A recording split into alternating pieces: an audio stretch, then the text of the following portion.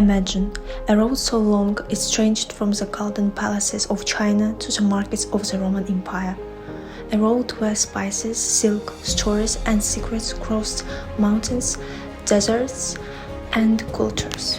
That road was the Great Silk Road, not just a trade road, but a lifeline of Eurasia.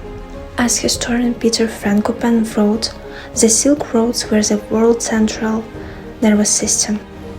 In this presentation, we explore one main question. How did the Silk Road develop in Central and East Asia? What were the differences in their approaches and contributions? Central Asia was the geographical heart of the Silk Road. The main caravan roads passed through its steppes and oases. There is no rigid empirical authority. The roads relied on flexibility, negotiation, and cooperation. Cities like Samarkand, Taraz, Otrar became centers of trade, religion, and science. Islam, Buddhism, Christianity coexisted peacefully, creating an atmosphere of the cultural diversity. The Arab traveler Ibn Battuta described Central Asia as the gate of knowledge, emphasizing its role as the spiritual and educational center. Central Asia did not impose rules. It created an open space for exchange where everyone could find their own path and role. East Asia, especially China, organized the Silk Road in a centralized manner. Here it became part of the state policy and imperial strategy. So, under the Han Tang dynasties, routes were protected, official missions were sent, and caravan movements were regulated. Cheng was not just a departure point; it was an administrative hub for trade and diplomacy. The mission of Zheng Qian in the 2nd century BCE opened a key contrast with the Great Wall provided security for trade routes. Unlike the free and flexible Central Asia, China built the Silk Road on order, protection, and cultural influence.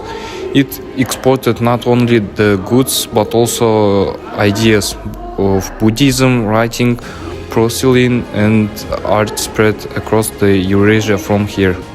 Physical evidence of the Silk Road can be found throughout Eurasia, especially in China and Central Asia. In China, Tang Dynasty coins, silk fragments, mirrors, Buddhist sculptures, and goods from India and Iran. This show the active flow of culture. In Central Asia, Arabic and Sogdian inscriptions, Persian jewelry, Byzantine coins, remnants of caravanserais, and mixed architecture styles. These findings demonstrate that the Central Asia was a zone of cultural fusion and freedom, while East Asia reflected standardization, high craftsmanship, and organized production. The Silk Road was not just a historical road, it was a prototype of globalization. It showed different civilizations could coexist, exchange, and grow without conflict. Central Asia showed how spiritually and flexibly could be a strength. Its model was built from below, by people, community, and cities. East Asia showed how structure and policy could create scale, stability, and long-term impact. Also, China turned the road into a tool of foreign policy.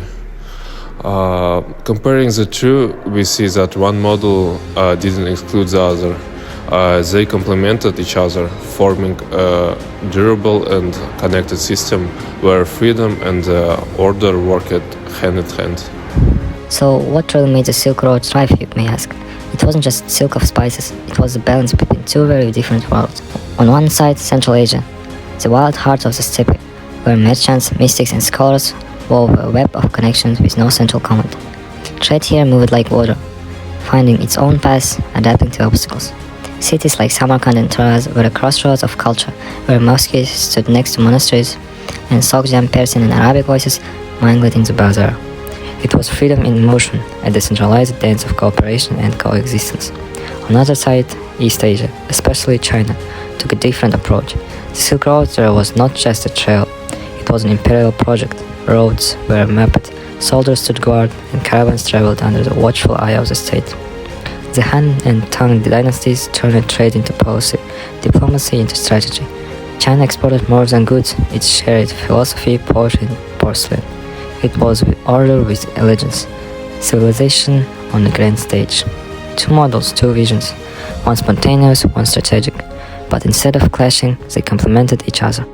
And maybe that's the most important lesson today. In a world again pulled by division and control, the Silk Road whispers an ancient trust. We need both freedom and structure, both spirit and system, because real connection doesn't come from one way alone. It comes from weaving many paths. Because real connection doesn't come from one way alone. It comes from weaving many paths into one journey.